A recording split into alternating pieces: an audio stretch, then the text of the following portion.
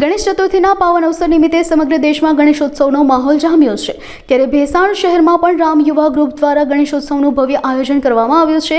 આ પ્રસંગે રામજી મંદિરથી ગણેશજીની ભવ્ય શોભાયાત્રા નીકળી હતી, જેમાં મોટી સંખ્યામાં ગ્રુપના આગેવાનો અને સમસ્ત હિન્દુ સમાજ ઉત્સાહભેર જોડાયો હતો। આ શોભાયાત્રા ગજાનંદ ચોક અને શ્રીરામ ચોક થઈને આયોજન સ્થળ સુધી પહોંચી હતી। ત્યાં 8.8 ફૂટની વિરાટ ગણેશજીની મૂર્તિનું વિધિવત રીતે સ્થાપન કરવામાં આવ્યું છે। રામ યુવા ગ્રુપના પ્રમુખ દ્વારા જણાવવામાં આવ્યું છે કે આગામી 11 દિવસ સુધી ગણેશ ઉત્સવની ભવ્ય ઉજવણી કરવામાં આવશે। મારું નામ મયંક હેમાવત છે। શ્રીરામ યુવા ગ્રુપ જળાવી છે ભેસાણમાં અમે ગણેશ ઉત્સવનું બહુ મોટું આયોજન કર્યું છે। તેમાં અમે શ્રીરામજી મંદિર ભેસાણથી ઇન્ડિયન પેટ્રોલ પંપની સામે અમે ડૂમ બનાવીને મોટું આયોજન કર્યું છે। તેમાં અમે 11 દિવસની ગણપતિ બાપાની પધરામણી કરેલી છે।